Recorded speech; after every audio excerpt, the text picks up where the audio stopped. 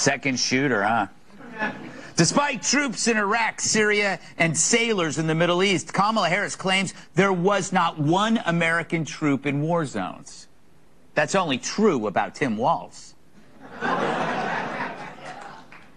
But less than an hour after the debate ended, the Harris campaign challenged Trump to a second debate in October. Her only demands are that they add more objective moderators. Meanwhile, Kamala was noted for her exaggerated facial expressions. Here she is reacting to Donald Trump's comments on the Afghanistan withdrawal.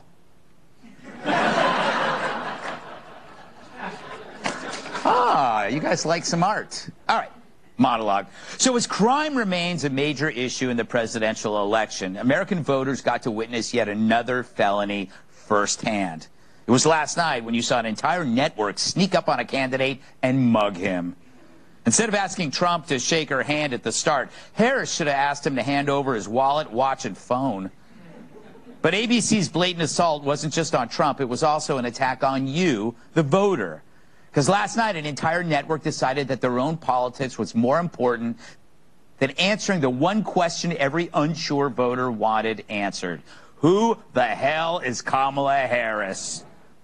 The repulsive pair of moderators obliterated your right to know, denying once again the nation a fair and honest election for our highest office. It truly was the first DEI debate, where different standards were enforced on Trump while Harris had none. Worse, the moderators' contempt for us is so total they didn't care who saw it. But hey, what's your reputation as a news network when you got an election to sabotage? They now have less credibility than Hamas at a bar mitzvah. Now, I could go over all the times Trump was fact-checked by the moderators and Harris wasn't, or how the host pressed Trump for multiple follow-ups but didn't for Harris. But it's 10 p.m., and by now you've heard all that news. I swear, if I hear 3 against 1 one more time, I'm going to cancel my group massage with Hanson. It was clear that Lindsey Davis and David Muir gave Kamala the easiest night she's had since Willie Brown ran out of Viagra. Terrible. I apologize.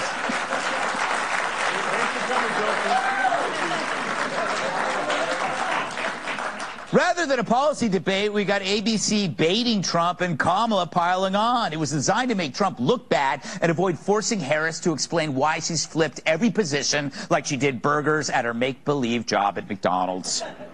She lied at will without a single fact check, even trotting out the Fine People, Project 2025, and bloodbath hoaxes. All three are provable lies.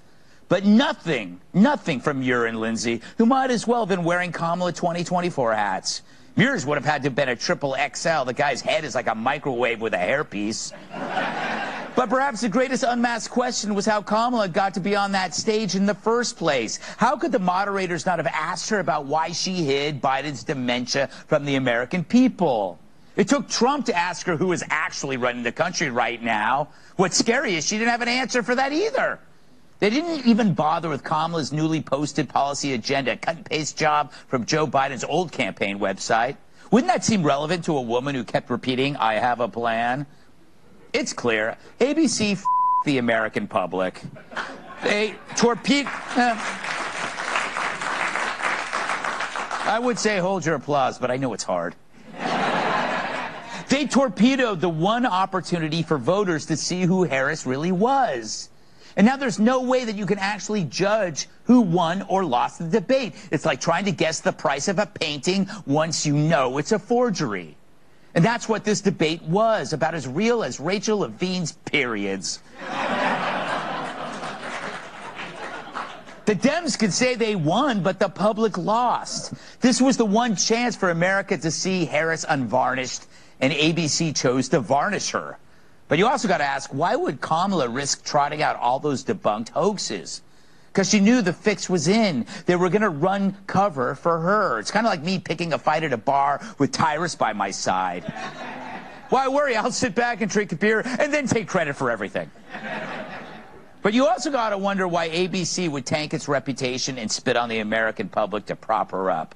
They must know her campaign's in trouble, and that meant emergency surgery. But not on Kamala, on Trump. Make him look as ugly as possible so she looks better. And his angry reaction is what they wanted. They created an ambush to elicit his rage, then they could say, oh, look at his anger. It's like asking, why are Brian Kilmeade's arms flailing as you try to drown him in a bathtub? He puts up a struggle. Meanwhile, you learn nothing of Harris as intended. This is inflation is still double digits, our border still doesn't exist, and our inner cities are descending into unlivable hellholes. You'd think two so-called journalists on a major network might have noticed, but expecting honesty from ABC is like expecting integrity from pond scum. Oh, same thing.